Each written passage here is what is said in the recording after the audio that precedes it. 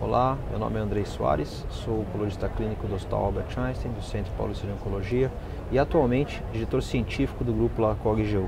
É um prazer hoje de conversar aqui com meu amigo Diogo Bastos, a gente está diretamente da ASCO 2019 em São Francisco e na verdade eu apresento aqui o Diogo como oncologista clínico do Hospital Sírio-Libanês, do Instituto de Câncer do Estado de São Paulo, do ICESP, um especialista enorme em tumor geniturinário.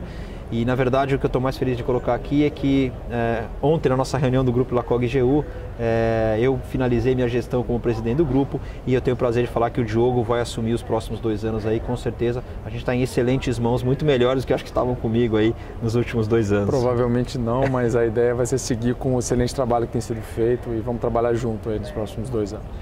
Bom, Diogo, esse segundo dia aqui de ASCO-GU não foi assim tão animado, né? Acho que o primeiro dia foi algo interessante, a gente falou mais de próstata, amanhã vai ser um dia interessante, talvez para falar dos estudos de rim, mas hoje o dia não foi tão interessante. Mas o que a gente consegue tirar de legal do dia de hoje?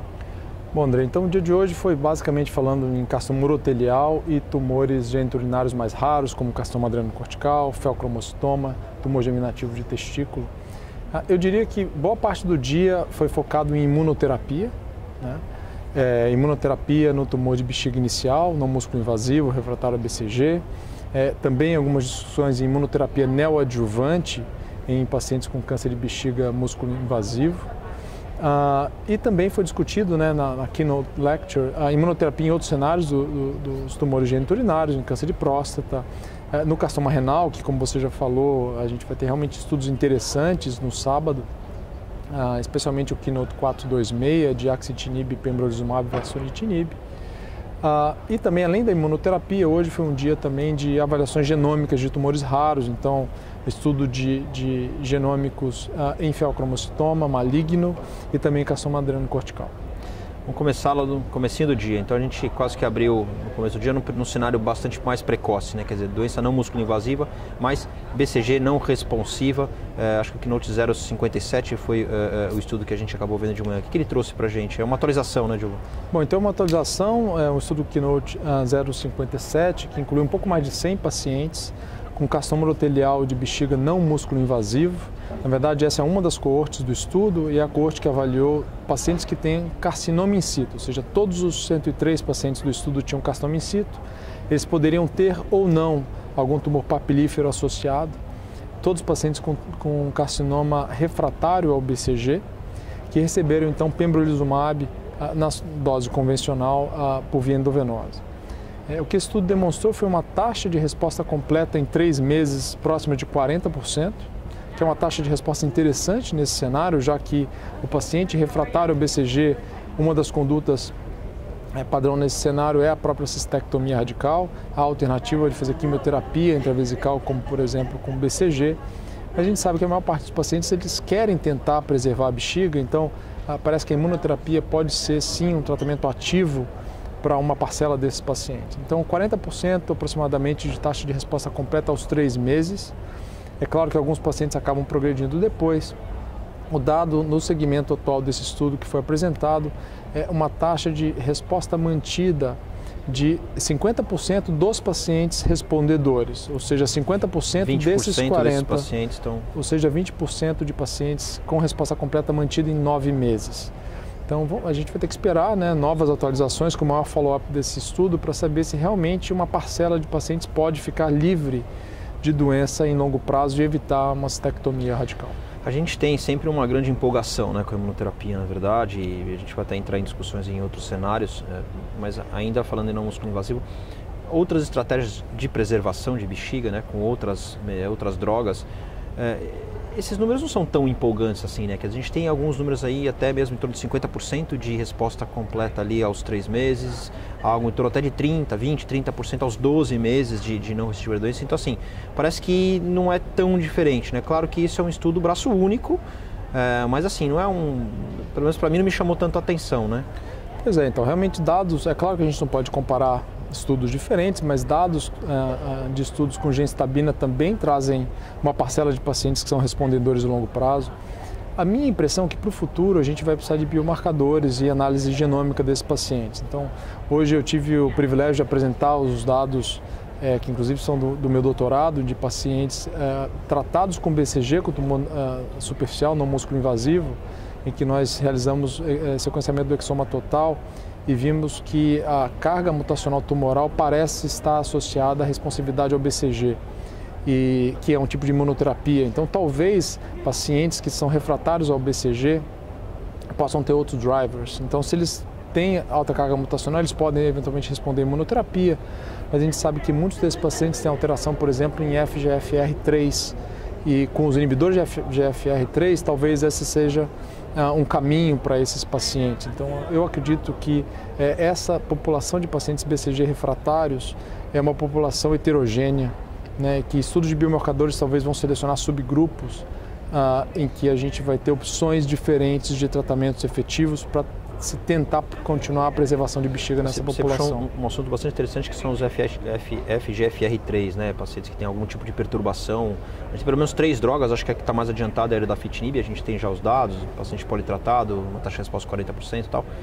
E nesse estudo a gente vê que foi quase zero a taxa de resposta dos pacientes que tinham feito imunoterapia prévia, né? Então mostrando que eventualmente os pacientes devem ter alguma resposta, mas na doença superficial essa incidência pode chegar até 70%, mas ela é muito mais relacionada com o paciente realmente com tumor papilar, né? Então papilífero. Então isso pode ser eventualmente um mecanismo. E aí tem o outro lado, eu acho que droga alvo ela é muito interessante, mas eu ainda tenho um pouco das dúvidas nas chances de cura com essas drogas alvos, né? Acho que não só no cenário aqui, mas como vários outros cenários, é difícil a gente entender que um TKI ou alguma droga assim, ela cura o paciente, né?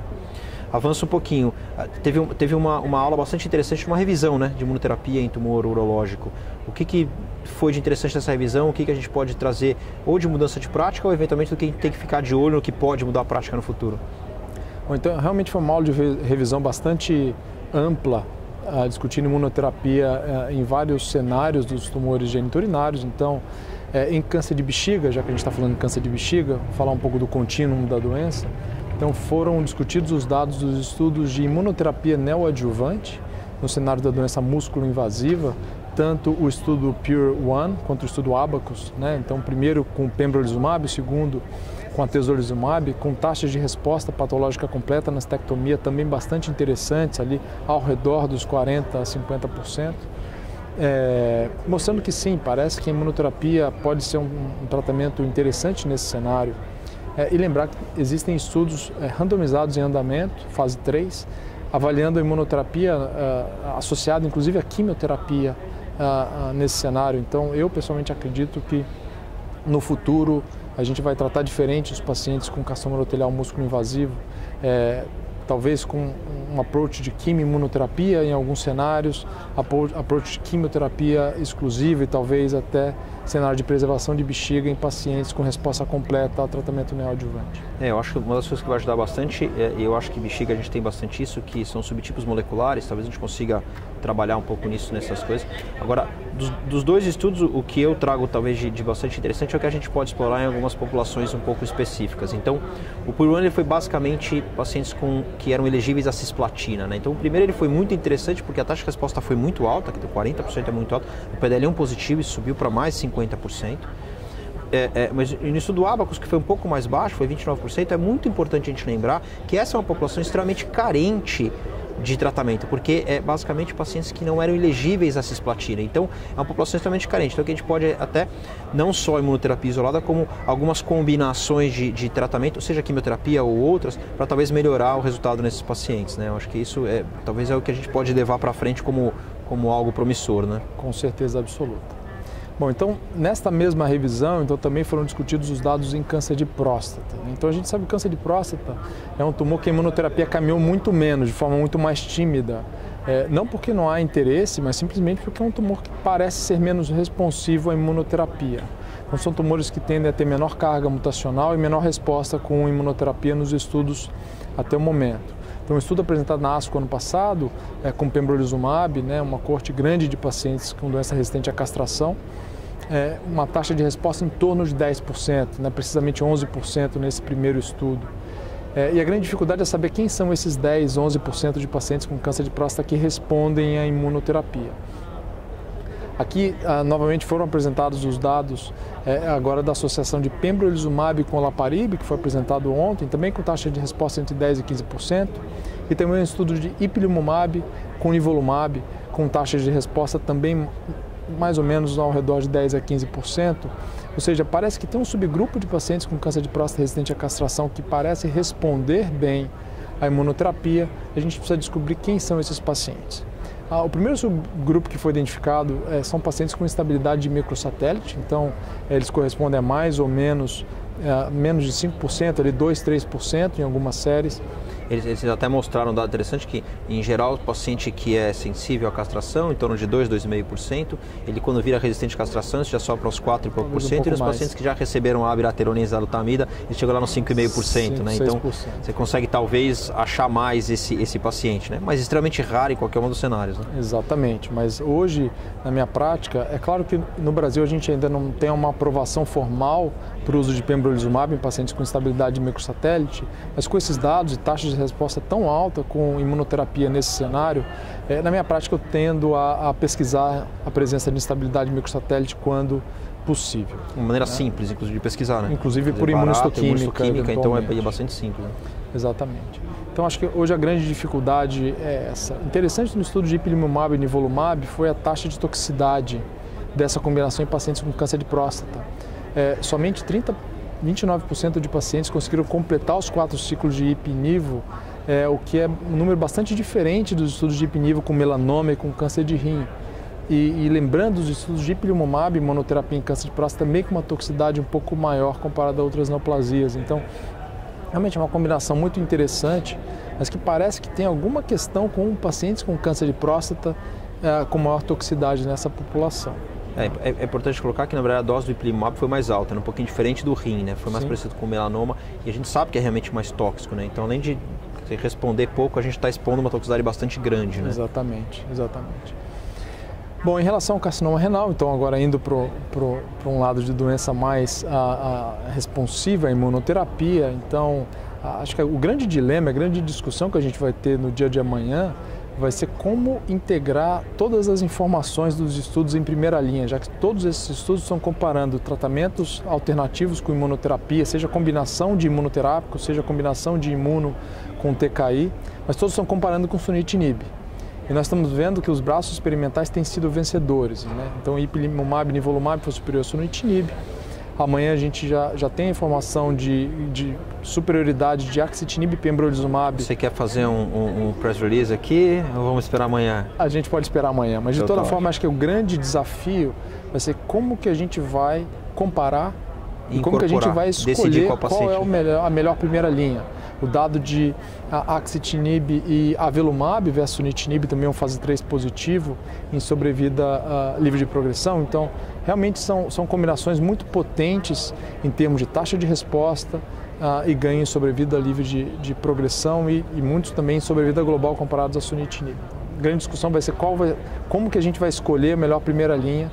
E a notícia boa é que os pacientes estão vivendo mais tempo com a incorporação dessas novas drogas e essas combinações. O que a gente tem visto eu acho que a grande importância que a gente vai ter que mesclar um pouco aí vai ser o custo, o perfil de toxicidade entre um e outro, e eventualmente o perfil de toxicidade às vezes não necessariamente é só na incidência de efeitos adversos, isso é uma coisa que chama bastante atenção. Amanhã a gente vai ver esse dado, porque às vezes numericamente o número de eventos adversos ou eventos adversos grau 3 e 4 não necessariamente são maiores, mas, por exemplo, quando você olha descontinuação de tratamento e morte relacionada ao tratamento são maiores. Então, eu diria que para amanhã é bastante interessante, eu vou mostrar as tabelas comparando os estudos e a gente tem que ficar atento não só ao nível de evento adverso como todos os graus, ou 3 e 4, mas a taxa de descontinuação e a taxa de morte relacionada ao tratamento, porque isso mostra se é uma toxicidade um pouquinho mais grave ou não, o que pode eventualmente ajudar a escolha dos tratamentos também. Inclusive a necessidade de uso de corticoide, assim por que também é uma forma de você interpretar se o paciente teve um evento clinicamente significativo que demandou o uso de alguma terapia, né? Então também vão ser dados bastante interessantes para a gente comparar não só a eficácia e também, obviamente,